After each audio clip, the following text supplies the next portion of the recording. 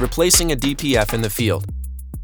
If you need to replace a DPF because it has reached the end of its service life, please proceed to replace the DPF cartridge with a new or reconditioned unit. Reconnect the two temperature sensors, dock temp sensor, black wire with black wire on engine harness.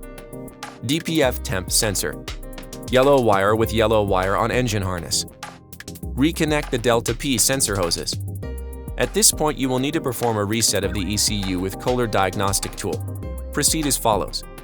Connect the tool to the machine through the diagnostic socket. Access the ECU. The key must be turned to on position. Read the maximum soot load in the ECU. This is intended to check the value of the soot load. Click on Procedures, then Engine Procedures, and Particulate Trap Replacement. Then follow the instruction on the screen.